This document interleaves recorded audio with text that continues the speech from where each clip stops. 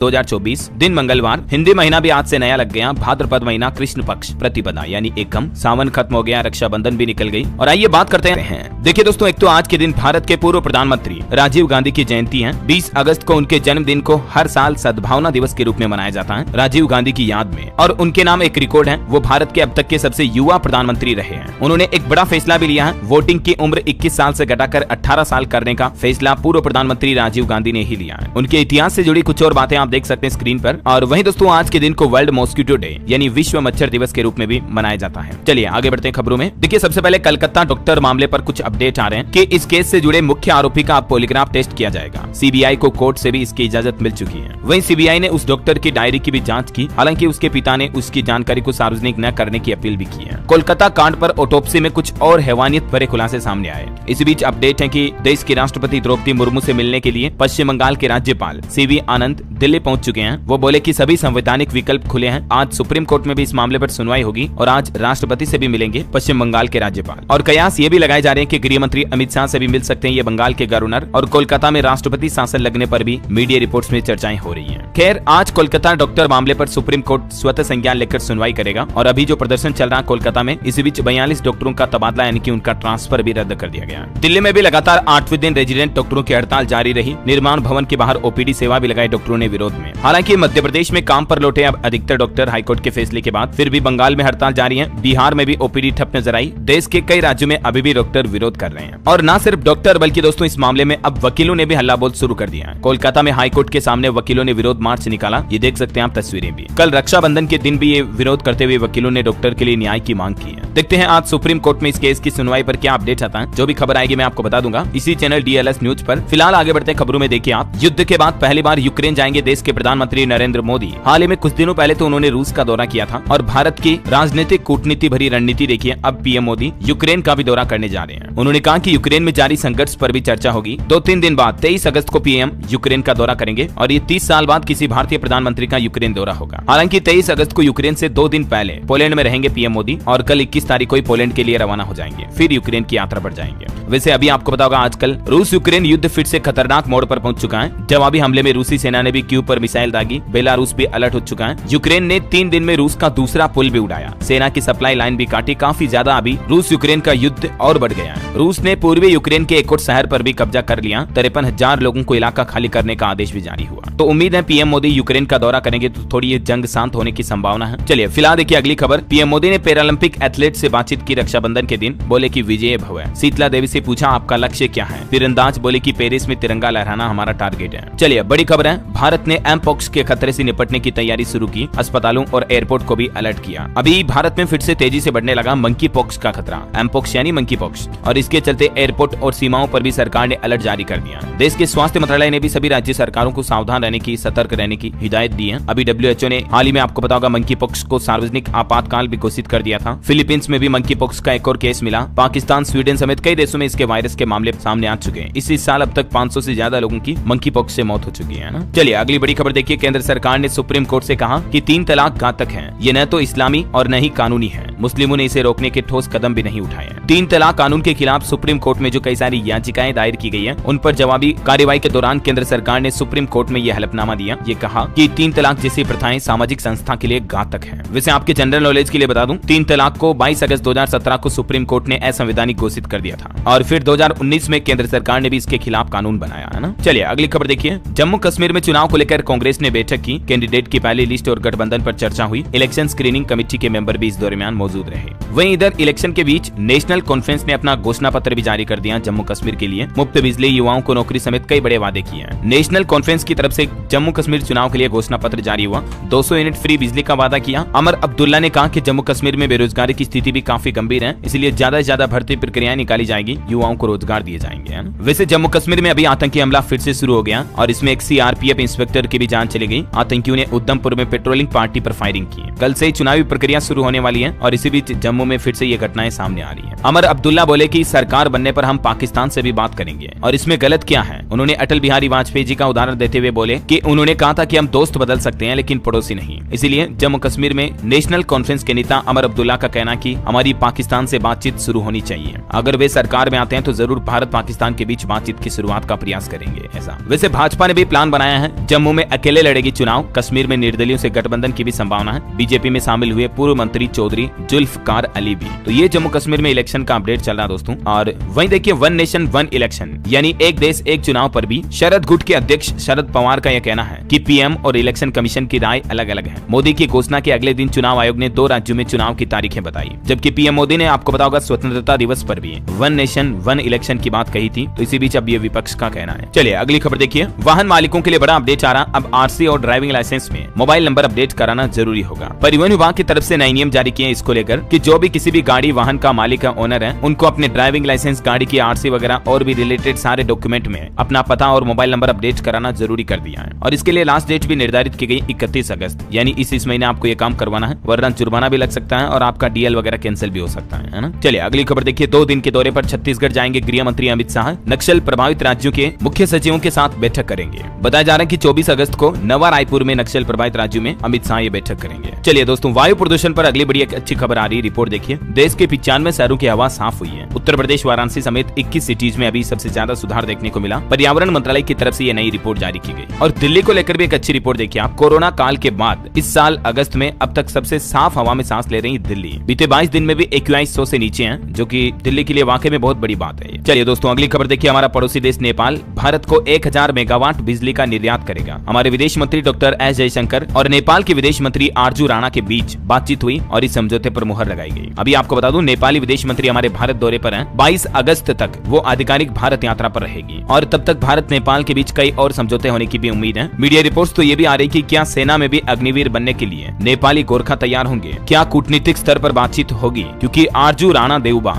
जो कि नेपाल की विदेश मंत्री हैं 5 दिवसीय भारत दौरे पर हैं। तो देखते हैं और क्या क्या समझौते होते हैं, मैं आपको अपडेट बता दूंगा। भारत का एक और प्लान देखिए दोस्तों। अब जापान की आंख से देश के दुश्मनों को खोजेगा भारत। एक बड़ी डिफेंस डील होने जा रही है भारत और नेपाल के बीच और इससे चीन बौखला सकता है, क्योंकि भारत की डिफेंस पावर शक्ति और ज्यादा बढ़ जाएगी, क्योंकि जापान से और भी कई सारे एडवांस आधुनिक रक्षा क्षेत्र से जुड़े हथियार खरीदने जा रहा भारत, है ना। चलिए टेक न्यूज से खबर है। इंस्टाग्राम प्रोफाइल का अब आपका लुक बदल जाएगा, क्योंकि अब खास अंदाज में दिखेगी आपकी तस्वीरें। कंपनी एक नए फीचर पर काम कर रही है और ये नया फीचर रोल आउट होने के बाद प्रोफाइल ग्रिड स्क्वायर की बजाय वर्टिकल दिखेगी, जैसे अभी रील्स की ग्रिड दिखती है ना, वैसे ही। फिलहाल इस फीचर को टेस्ट किया जा रहा है और कुछ बीटा यूजर्स को ये फीचर मिल भी चुका है। और वहीं देखिए दोस्तों, जोमेटो कंपनी ने भी एक फैसला लिया है। अब नहीं चलेगी बढ़िया फोटो दिखाकर घटिया फूड बेचने वाले रेस्टोरेंट की होशियारी। वजह ये कि जोमेटो प्लेटफॉर्म ने AI जनरेटेड खाने की तस्वीरों को हटाने का आदेश जारी किया सभी रेस्टोरेंट से। और जोमेटो ने अपने फूड पार्टनर से ये भी कहा कि आप AI जनरेटेड तस्वीरें यानी आर्टिफिशियल इंटेलिजेंस के जो इमेज होते हैं उनको यूज ना करें। केवल वास्तविक फोटो खींची हुई मिठाइयों की ही तस्वीरें आप रेस्टोरेंट वाले लगा पाएंगे जोमेटो में। कंपनी का कहना कि only real food image on Zomato. चलिए अगली खबर देखिए। अमरनाथ यात्रा पर अपडेट आ रहा। छड़ी मुबारक की रस्म के साथ ही अमरनाथ की यात्रा संपन्न हुई। 52 दिनों तक चली इस यात्रा में इस साल 5 लाख से भी ज्यादा श्रद्धालुओं ने दर्शन किए, जो कि पिछले साल से 50,000 ज्यादा रहे।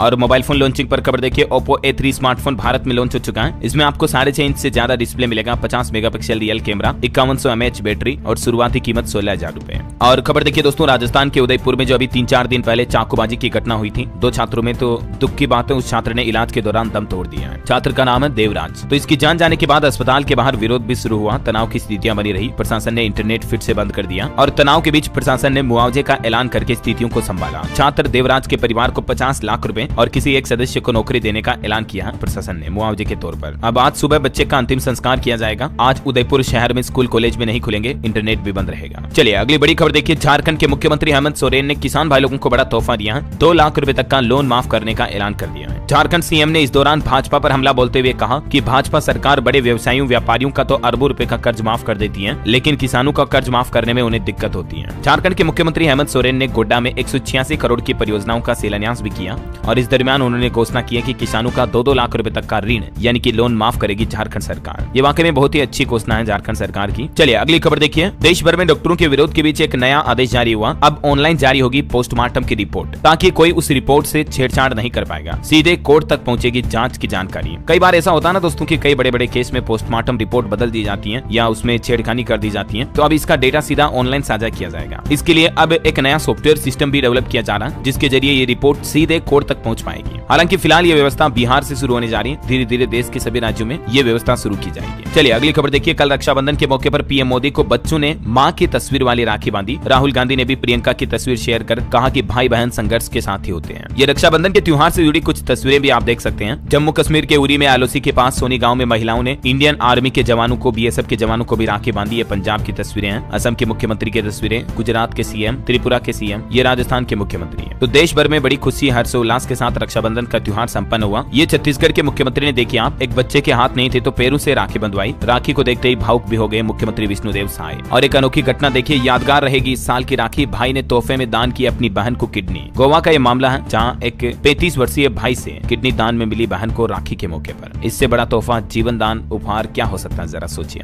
और इधर देखिए, पंजाब के मुख्यमंत्री भगवंत मान सरकार ने भी बहन बेटियों को बड़ा तोहफा दिया और घोषणा करते हुए कहा कि अब फायर ब्रिगेड विभाग में लड़कियां भी काम करेंगी। साथ ही वो बोले कि जल्द ही 3000 और नियुक्तियां भी निकाली जाएंगी आंगनबाड़ी केंद्रों में भर्तियों के लिए। उत्तर प्रदेश में भी कई जगहों पर अनोखी हिंदू मुस्लिम एकता देखने को मिली। धर्म की दीवार गिराई, हिंदू बहनों से मुस्लिम भाइयों ने राखी बंधवाई। देखिए समाज को कितना अच्छा संदेश दिया। कई जगहों पर तो हिंदू मुस्लिम त्योहारों के बीच लड़ाई झगड़े बवाल देखने को मिलता है, लेकिन ये शांति सौहार्द भरा संदेश वाकई में तारीफ काबिल है। कई राज्य सरकारों ने अलग अलग योजनाएं भी शुरू की इस त्योहार के मौके पर। झारखंड में मैया सम्मान योजना शुरू हुई है रक्षाबंधन से ही। इस योजना के तहत महिलाओं को हर साल 12,000 रूपए यानी कि हर महीने 1,000 रूपए दिए जाएंगे खातों में। हर महीने की 15 तारीख को बैंक खातों में ये पैसे आ जाएंगे। झारखंड में आर्थिक रूप से सशक्त करने के लिए महिलाओं के लिए ये मुख्यमंत्री मैया सम्मान योजना शुरू की गई है हेमंत सोरेन सरकार की तरफ से। कौन आवेदन कर सकता है इस योजना में? 21 से 50 साल तक की महिलाएं। किन किन डॉक्यूमेंट की जरूरत होगी देख सकते हैं आप। मैंने आपको डिटेल जानकारी इसके बारे में डीएलएस न्यूज पर पहले भी बताई थी। और भी अगर आप जानना चाहते हैं कि किन किन राज्य सरकारों ने क्या क्या घोषणाएं की है रक्षाबंधन के मौके पर, तो एक अलग से वीडियो डाला कल शाम को मैंने डीएलएस न्यूज पर, आप चैनल पर जाकर इस वीडियो को देख लीजिएगा। ओके, चलिए अगली खबर देखिए। हवाई यात्रा को लेकर एक रिपोर्ट आ रही है कि हवाई सफर करने वालों की तादाद बढ़ रही है। पिछले एक महीने में 1.25 करोड़ से भी ज्यादा लोगों ने फ्लाइट सफर किया। घरेलू हवाई यातायात में भी जुलाई में सालाना आधार पर 7.5% की बढ़ोतरी देखी गई। चलिए खबर है, 3 दिवसीय दौरे पर मलेशियाई प्रधानमंत्री अनवर भारत पहुंचे हुए हैं। इस दरमियान कई समझौतों पर हस्ताक्षर की उम्मीद है। वह देखिए, अविवाहित युवा युवतियों के लिए वायुसेना में अग्निवीरों की भर्ती होने जा रही है। 20 अगस्त से ही आवेदन किए जा सकते हैं। इच्छुक अभ्यर्थी इस प्रोसेस से ऑनलाइन आवेदन कर सकते हैं। और वह देखिए, भारत की इकोनॉमी पर एक रिपोर्ट आ रही कि भारत का इलेक्ट्रॉनिक विनिर्माण अगले 5 सालों तक दुगना हो सकता है। हालिया कैपिटल मार्केट सेक्टर पर आईसीआईसीआई डायरेक्ट की स्टडी में ये बात सामने आई है। बहरहाल अभी तो कुछ और महत्वपूर्ण और काम की खबरें देखेंगे दोस्त का मानसून ट्रेकर। उड़ीसा में 48 घंटों में 15 लोगों की जान चली गई भारी बारिश बाढ़ वगैरह की घटनाओं में। पुणे में भी एक दिन में 101 mm बारिश देखी गई। यूपी में 2 फ्लाइट डाइवर्ट हुई, 8 लेट भी हुई। उत्तर प्रदेश में देखिए, आगरा बरेली में झमाझम बरसात। यूपी के 34 जिलों में आज भी अलर्ट है। अगले 4 दिन तक मौसम ऐसा ही रहेगा। हालांकि फिर भी अभी तक प्रदेश में 10% कम बारिश हुई इस साल के मानसून की। राजस्थान का मानसून अपडेट देखिए। राज्य में 22 अगस्त से फिर शुरू होगी बारिश। 11 जिलों में एक्टिव होगा मानसून। आज से अगले 3 दिन मौसम साफ रहने की संभावना है। मध्य प्रदेश का मानसून अपडेट। भोपाल इंदौर में खिली धूप, 6 जिलों में बारिश की संभावना। उज्जैन समेत कई जिलों में 34 डिग्री पार पहुंचा पारा, फिर से गर्मी का माहौल हो गया। इधर छत्तीसगढ़ में देखिए, सरगुजा संभाग के 8 जिलों में बारिश का येलो अलर्ट है। प्रदेश में औसत से 5% ज्यादा रही बारिश की स्थिति। और बिहार का मानसून अपडेट देखिए। कल रक्षाबंधन के दिन भी 18 जिलों में बरसात हुई। उमस भरी गर्मी से लोगों को राहत मिली। प्रदेश में अब तक 23% कम बारिश हुई। बिहार में भी है ना। झारखंड के 9 जिलों में बारिश का ऑरेंज अलर्ट है। 21 अगस्त को 4 जिलों में बारिश की चेतावनी। आकाशीय बिजली गिरने की भी संभावना है, तो कल भी सावधान रहिएगा। इधर हिमाचल प्रदेश में देखिए दोस्तों, मानसून की गति अब थोड़ी धीमी हुई है। फिर भी 3 जिलों में येलो अलर्ट है। 7 जिलों में हल्की बारिश के आसार है। और भी अगले 24 घंटों के दौरान मौसम की संभावित गतिविधियां क्या रह सकती हैं, तो आज 20 अगस्त को इन 18 राज्यों में बारिश का अलर्ट है। इन राज्यों में शामिल है मध्य प्रदेश, महाराष्ट्र, छत्तीसगढ़, गोवा, बिहार, झारखंड, उड़ीसा, सिक्किम, पश्चिम बंगाल, असम, मेघालय, नागालैंड, मणिपुर, मिजोरम, त्रिपुरा, पुडुचेरी, तेलंगाना, कर्नाटक। इन राज्यों में आज भारी बारिश का अलर्ट है। ठीक है ना। और चलिए मार्केट के कुछ अपडेट देखते हैं। देखिए, सेंसेक्स 12 अंक गिरकर 80,424 पर बंद हुआ। निफ्टी में भी 31 अंक की बढ़ोतरी दर्ज रही। ओला का शेयर 10% चढ़ा। और एक रिपोर्ट आ रही कि विदेशों में ज्यादा कमा रही है भारतीय कंपनियां। देश में व्यापार के मुकाबले आय 18% ज्यादा है। विदेशी कंपनियों के अधिग्रहण से भी ग्रोथ में तेजी देखी जा रही है ना। चलिए अगली खबर देखिए। गूगल के नए फीचर से प्राइवेसी और सेफ्टी में होगा इजाफा। यूजर्स की बड़ी चिंता दूर हो जाएगी। एंड्रॉइड यूजर्स को भी इससे फायदा मिलेगा। गूगल अपने सेफ्टी फीचर्स को बढ़ाने जा रहा है। डिटेल्स आप देख सकते हैं। वहीं देखिए, महाराष्ट्र में डॉक्टरों के समूह ने सरकार को एक चिट्ठी लिखी और कहा कि मिड डे मील से अतिरिक्त शक्कर वाले खाद्य पदार्थ को हटाया जाए, क्योंकि इससे बच्चों में शुगर बढ़ने की संभावना है। चलिए ऑटो इंडस्ट्री से खबर है। जारी हुआ नए स्कूटर जुपिटर 110 का टीजर। 22 अगस्त को टीवीएस कंपनी अपना यह नया स्कूटर जुपिटर 110 लॉन्च करने जा रही है। और खबर है, भारत ऑस्ट्रेलिया ने जलवायु स्मार्ट एग्री टेक समूह के लिए स्टार्टअप्स एंड एमएसएमईज को आमंत्रित किया। अक्टूबर में होगा यह कार्यक्रम। देश की वित्त मंत्री निर्मला सीतारमण ने भी नई दिल्ली में क्षेत्रीय ग्रामीण बैंकों व आरआरबी की समीक्षा बैठक की अध्यक्षता की और इसमें बैंकों की सेवाओं, डिजिटल टेक्नोलॉजी, सूक्ष्म लघु और मध्यम उद्यम यानी एमएसएमई समूह में व्यापार वृद्धि को बढ़ावा देने पर इस बैठक का मुख्य फोकस रहा। चलिए खबर है, चंद्रमा पर मानव के उतरने की तैयारी पूरी हुई। भारत जल्द ही अंतरिक्ष में अपना खुद का स्पेस स्टेशन भी शुरू करेगा। केंद्रीय मंत्री जितेंद्र सिंह ने प्लान भी बताया इसरो का। और वही खबर है, दिवाली के लिए महंगा हुआ हवाई सफर, किराए में 25% तक बढ़ोतरी कर दी है कई सारी एयरलाइंस कंपनियों ने अक्टूबर से नवंबर के दौरान हवाई यात्राओं पर। चलिए खबर देखिए, केरल के वायनाड में जो लैंडस्लाइड की घटना हुई थी उसमें अब एक रिपोर्ट सामने आ रही कि राहत के पैसे ईएमआई में काट रहा बैंक, जबकि सरकार ने तो लोगों को इमरजेंसी फंड के तौर पर 10-10 हजार रुपए दिए थे, लेकिन बैंक क्या कर रहे हैं, उनके लोन की किस्तें काटने लगे। अब मुख्यमंत्री बोले कि लोन माफ करें। केरल के मुख्यमंत्री पिनराई विजयन ने बैंकों से ये अपील की और कहा कि केरल वायनाड के भूस्खलन पीड़ितों और इसमें बचे लोगों के ऋण यानी कि लोन माफ किए जाए, है ना। और चलिए अगला अपडेट देखिए आप, राहुल गांधी काफिला छोड़कर उबर की कैब में बैठे। ड्राइवर बोला कि दिल्ली के सारे फ्लाईओवर कांग्रेस ने बनवाए। राहुल बोले हाँ, आसमान से तो गिरे नहीं है। देख सकते हैं राहुल गांधी ने भी आम आदमी की तरह कैब सफर किया। वही देखिए खबर, रेरा को लेकर बिहार सरकार ने कुछ नए नियम लागू किए। प्रोजेक्ट में अब अगर देरी हुई तो बिल्डरों को मोटा जुर्माना देना पड़ेगा। बिहार रेरा ने रियल एस्टेट प्रोजेक्ट को समय से पूरा करने के लिए अब सख्तियां पाबंदियां बढ़ा दी हैं। बिहार के मुख्यमंत्री नीतीश कुमार सरकार की तरफ से कुछ नए दिशा निर्देश जारी किए गए, जिनकी डिटेल्स भी आप देख सकते हैं। इधर उत्तर प्रदेश के मुख्यमंत्री योगी आदित्यनाथ के निर्देश का अयोध्या में असर दिखने लगा। सीसीटीवी से सड़कों से लेकर गलियों तक पर नजर रखी जा रही है ताकि क्राइम अपराध वगैरह कम हो सके, है ना। और वही देखिए उत्तर प्रदेश में 5.5 लाख से भी ज्यादा विद्युत उपभोक्ताओं के यहाँ लगाए जाएंगे स्मार्ट मीटर। और इन स्मार्ट मीटर में ये सिस्टम होता है कि पहले आपको बिजली का रिचार्ज करना पड़ेगा, फिर आपको बिजली मिलेगी, मतलब मोबाइल सिम कार्ड में होता है ना वैसे ही। तो अभी ये उन्नाव जिले में स्मार्ट मीटर लगाने की नई परियोजना शुरू करने जा रही यूपी सरकार, ठीक है ना। इसके अलावा भी देखिए बिजली चोरी के खिलाफ अब उत्तर प्रदेश में अभियान चलाया जाएगा और बिजली चोरी पर अगर रोक नहीं लग पाई तो अवर अभियंताओं पर कार्रवाई होगी। ये भी बिजली विभाग की तरफ से सख्त निर्देश जारी किए गए हैं ना। वैसे बिजली को लेकर मध्य प्रदेश में भी एक रिपोर्ट सामने आ रही कि फाइलों में ही रेंगती रही योजना अब नहीं होगी 25,000 पदों पर विद्युत प्रहरियों की भर्ती। दरअसल मध्य प्रदेश में बिजली चोरी रोकने के लिए ये 25,000 विद्युत प्रहरियों की भर्ती कराने की योजना बनाई थी सरकार ने, लेकिन इसे लागू नहीं किया गया और ये योजना फाइलों में कागजों में ही रह गई। अब खबर आ रही कि ये भर्ती योजना कैंसिल हो सकती है। चलिए कुछ और स्टेट न्यूज अपडेट देख लेते हैं दोस्तों फटाफट से। देखिए राजस्थान में 1 करोड़ नए सदस्य बनाएगी भाजपा। हर बूथ पर 200 नए मेंबर का टारगेट रखा है। लोकसभा में 31 बूथ पर 0 वोट मिले थे राजस्थान भाजपा को। और मध्य प्रदेश में भी देखिए एक नया आदेश जारी हुआ। अब केवल 15 दिन ही तबादले यानी कि सरकारी कर्मचारियों के ट्रांसफर हो सकेंगे। जिले के भीतर प्रभारी मंत्री और दूसरे जिले में विभागीय मंत्री का अप्रूवल लेना जरूरी होगा, तभी किसी सरकारी कर्मचारी का ट्रांसफर हो पाएगा। एमपी सरकार की तरफ से अधिकारियों और कर्मचारियों के जिलों के बीच ट्रांसफर को लेकर ये नए दिशा निर्देश, नए नियम जारी किए, देख सकते हैं आप डिटेल। चलिए खबर है, छत्तीसगढ़ कांग्रेस 22 अगस्त को घेरेगी ईडी दफ्तर। हिंडनबर्ग रिपोर्ट के महाघोटाले के खुलासे पर विरोध करेगी। 24 तारीख को देवेंद्र की गिरफ्तारी के खिलाफ भी हल्ला बोल होगा। वही देखिए यूपी प्रयागराज महाकुंभ 2025 के लिए 2500 करोड़ रुपए खर्च किए जाएंगे। 75 दिन में 75 देशों के 25 करोड़ से ज्यादा श्रद्धालु आने की संभावना है और इसके लिए 2025 स्पेशल ट्रेनें चलाई जाएगी। 10,000 से ज्यादा एक्स्ट्रा बसें चलेगी। महाकुंभ की तैयारियां जोरों शोरों से चल रही, महा तैयारी देख सकते हैं आप। यूपी में मुख्यमंत्री योगी आदित्यनाथ बोले कि तकनीकी शिक्षा का रोल मॉडल बनेगा एमपीआईटी। महाराणा प्रताप इंस्टीट्यूट में जल्द शुरू होगी पढ़ाई। सेंटर ऑफ एक्सीलेंस का निरीक्षण भी किया सीएम योगी ने गोरखपुर में। चलिए खबर है, पंजाब के सारे मेडिकल संस्थानों का अब सिक्योरिटी ऑडिट किया जाएगा। 1 सप्ताह में खामियां दूर होगी। सेहत विभाग के संपर्क में रहेगी पुलिस भी। पंजाब के सेहत मंत्री बलबीर सिंह की तरफ से ये नए दिशा निर्देश जारी किए गए, देख सकते हैं आप। हरियाणा में देखिए स्कूलों को सीबीएसई से राहत मिली है। भवन सुरक्षा सर्टिफिकेट में शिथिलता बरती जाएगी। सार्वजनिक क्षेत्र की कंपनियों के दस्तावेज को भी मान्यता दे दी है। वहीं देखिए उत्तराखंड राज्य आंदोलनकारियों की मांग पूरी हुई। सरकार ने उनकी मांग मान ली है। प्रदेश की सरकारी नौकरियों में 10% क्षैतिज आरक्षण बिल को राज्यपाल की भी मंजूरी मिली। सीएम बोले कि हमने अपना वादा पूरा किया है। वहीं दोस्तों उत्तराखंड के अस्पतालों में भी अब सुरक्षा बढ़ाई जाएगी। महिला डॉक्टर्स और कर्मचारियों के लिए नई एसओपी बनेगी। दून मेडिकल कॉलेज में भी पुलिस चौकी खुलेगी। जो अभी कोलकाता